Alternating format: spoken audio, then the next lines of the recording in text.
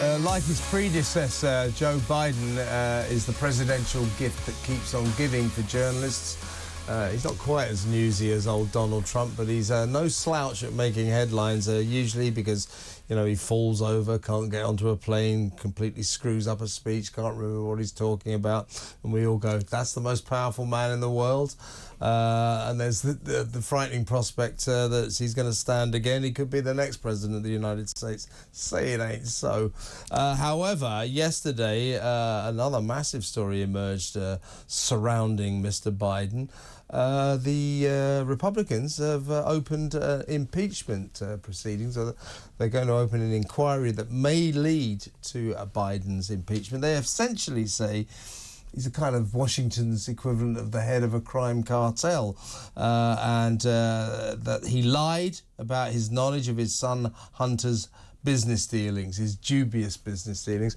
Let's remind ourselves of what Republican House Speaker Kevin McCarthy said yesterday. That's why today I am directing our House committee to open a formal impeachment inquiry into President Joe Biden. This logical next step will give our committees the full power to gather all the facts and answers for the American public. That's exactly what we want to know, the answers. I believe the president would want to answer these questions and allegations as well. Well, it's Kevin McCarthy, the House Speaker. I'm with Greg Swenson from the Republican Overseas Organisation here in London. Now, we're going to be careful here, Greg. These are just allegations, but you've been talking about all of these allegations for a long time. A lot of Republicans have.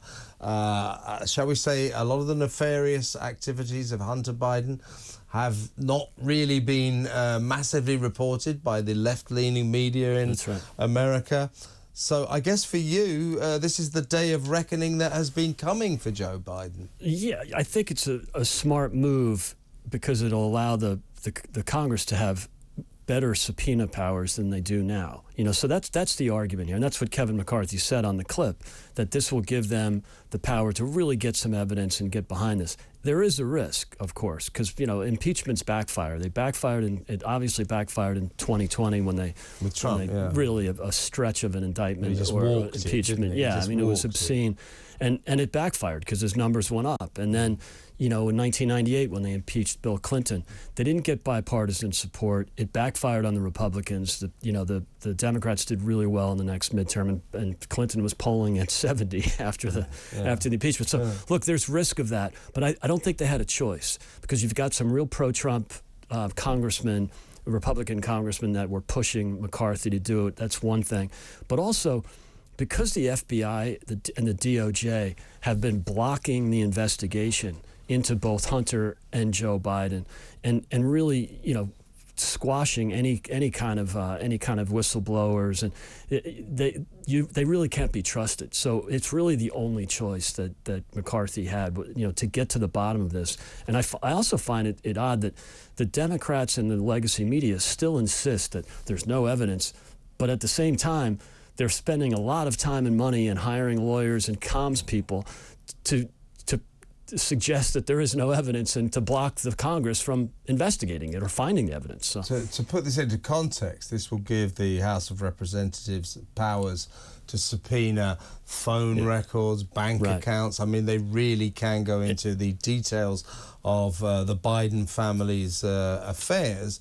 And of course, what they want to get to the bottom of is why Hunter Biden, a sort of low-level lawyer, if you're lucky, was earning $50,000 a week from Ukraine as an oil consultant when he knows nothing about oil, when Joe Biden was vice president, and other lucrative deals that Hunter secured while Joe was the number 2 man in the White House. I mean, this ranges from 2009 to 2017. So, you know, a lot of people, particularly in your position, would say, well, it's about time. You can't have, you know, all these accusations, all these allegations have been prolific for years, and it's just like, oh, nothing to see here. So the Republicans I suppose to their credit, have brought it to a head. They really have, and they've been doing this for a few months now with these congressional committees. It's so obvious that Biden's corrupt. Even if they don't connect him accepting a payment in his own bank account. I mean, he's not that stupid. Why would he do it? But, you know, it's clear that he's corrupt. His family was getting paid by companies in China, in Romania, in Kazakhstan, in Russia, and Ukraine. I mean, those are all important countries, and they're countries where Biden had influence, obviously. So, you know, that's what Hunter was doing, was selling the Biden brand, as they call it, and it's clear that he's corrupt. The question is it impeachable, or do they have the votes to impeach? I don't think they do. I think there's a risk here that McCarthy finds, if he doesn't find some really additional damning evidence on Biden, there's plenty of it already, but if he doesn't find something that really connects him and to accepting payments, then they won't get the votes to impeach. Okay, but before that, though, it will give the Republicans a good chance to embarrass the hell out of Joe Biden. And that's what's important. That's their game, because the media and the left has been burying this for years, as you pointed out, Kevin. And right now, 61% of Americans think Biden is corrupt, and just below half of Americans think he did something criminal. So it's getting out there. The cracks are you're starting to see cracks in the defense. Some of the liberal media has come out and admitted that, you know, at the very least, he made massive mistakes.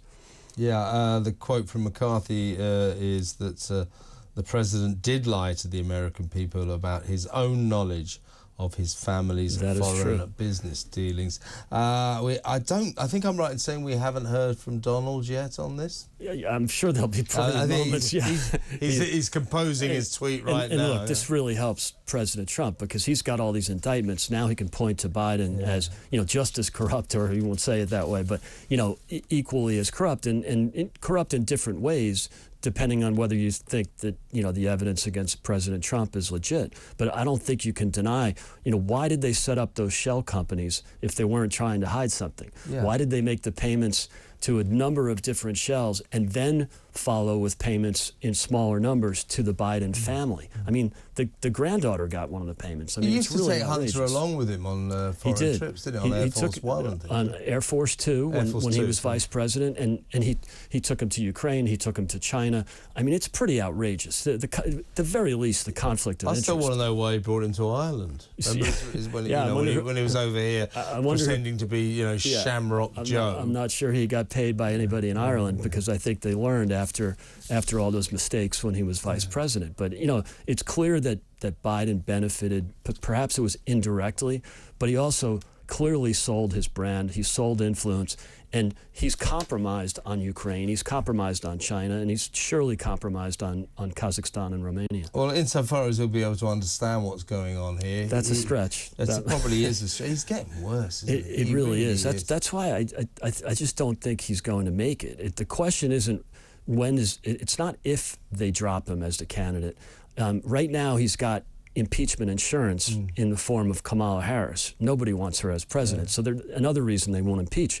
But the question is not whether they will dump him, it's when. Do they hold out till next summer, or do they do it sooner? So through the fog of his senility, you know, when he will, I assume, vaguely be able to work out what this is all about. He won't be happy today, will he? No. And I think, you know, look, they'll keep going with the, you know, there's no evidence and this is just political. And yeah, sure, it's political. There's some merit to that. But, you know, that's what impeachment is. It's a political gesture. It's a political maneuver. Yeah. And so, look, he'll deny it, of course, but he's got a whole team of people working on this. And why would you do that if you were, you know, suggesting? Yeah, exactly. The point is that there is stuff for the Republicans to get their teeth into. He's really dirty. I think his numbers will continue to go down. Right now, it's 60% believe he's corrupt. That number's only going up. That's extraordinary. Very interesting situation over there in America. Greg Swenson from the Republican Overseas Organization, right here in London. Thank you so much for coming in. Good to be here, Kevin. Thanks. Next up.